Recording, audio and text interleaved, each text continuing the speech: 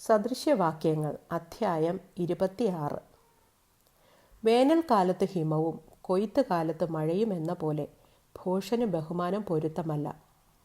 കുരുകിൽ പാറിപ്പോകുന്നതും മീവൽ പക്ഷി പറന്നു പോകുന്നതും പോലെ കാരണം കൂടാതെ ശാപം പറ്റുകയില്ല.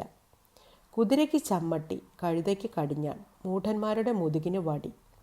നീയും മൂഢനെപ്പോലെ ആകാതിരിക്കേണ്ടതിന് അവൻ്റെ ഭോഷത്വം പോലെ അവനോട് ഉത്തരം പറയരുത്.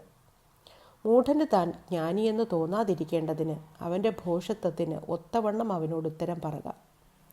മൂഢൻ്റെ കൈവശം വർത്തമാനം അയക്കുന്നവൻ സ്വന്തം കാൽ മുറിച്ചു കളയുകയും അന്യായം കുടിക്കുകയും ചെയ്യുന്നു.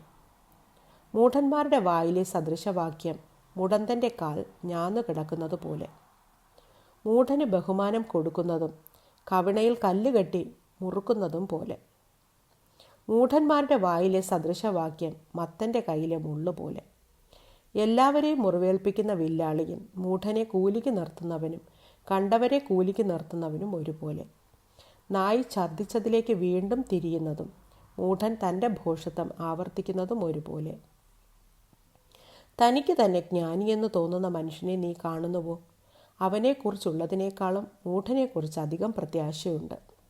വഴിയിൽ കേസരിയുണ്ട്, തെരുക്കളിൽ സിംഹമുണ്ട് എന്നിങ്ങനെ മടിയൻ പറയുന്നു. കതക് ചുഴിക്കുറ്റിയിൽ എന്ന പോലെ മടിയൻ തൻ്റെ കിടക്കയിൽ തിരിയുന്നു. മടിയൻ തൻ്റെ കൈ തളികയിൽ പൂത്തുന്നു. വായിലേക്ക് തിരികെ കൊണ്ടുവരുന്നത് അവന് പ്രയാസം. ബുദ്ധിയോടെ പ്രതിപാദിപ്പാൻ പ്രാപ്തിയുള്ള 7 പേരിലും താൻ ജ്ഞാനിയെന്ന് മടിയന് തോന്നുന്നു. തന്നെ സംബന്ധിക്കാത്ത വഴക്കിൽ ഇടപെടുന്നവൻ വഴിയെ പോകുന്ന നായുടെ ചെവിക്ക് പിടിക്കുന്നവനെ പോലെ. കൂട്ടുകാരനെ വഞ്ചിച്ചിട്ട് അത് കളി എന്ന് പറയുന്ന മനുഷ്യൻ തീക്കൊള്ളികളും അമ്പുകളും മരണവും എറിയുന്ന ഭ്രാന്തനെ പോലെയാകുന്നു. വിറകില്ലാഞ്ഞാൽ തീ കെട്ടുപോകും, നുണയനില്ലാഞ്ഞാൽ വഴക്കും ഇല്ലാതെയാകും. കരി കനലിനും വിറക് തീക്കുമെന്ന പോലെ വഴക്കുകാരൻ കലഹം ജ്വലിപ്പിക്കുന്നതിന് കാരണം. ഏഷണിക്കാരൻ്റെ വാക്ക് സ്വാദുഭോജനം പോലെ, അത് വയറ്റിൻ്റെ അറകളിലേക്ക് ചെല്ലുന്നു. സ്നേഹം ജ്വലിക്കുന്ന അധരവും ദുഷ്ടഹൃദയവും വെള്ളിക്കീടം പൊതിഞ്ഞ മൺകുടം പോലെയാകുന്നു. പകയ്ക്കുന്നവൻ അധരം കൊണ്ട് വേഷം ധരിക്കുന്നു, ഉള്ളിലോ അവൻ ചതിവ് സംഗ്രഹിച്ചു വയ്ക്കുന്നു. അവൻ ഇമ്പമായി സംസാരിക്കുമ്പോൾ അവനെ വിശ്വസിക്കരുത്. അവൻ്റെ ഹൃദയത്തിൽ 7 വെറുപ്പുണ്ട്. അവൻ്റെ പക കപടം കൊണ്ട് മറച്ചു വച്ചാലും അവൻ്റെ ദുഷ്ടത സഭയുടെ മുമ്പിൽ വെളിപ്പെട്ടു വരും.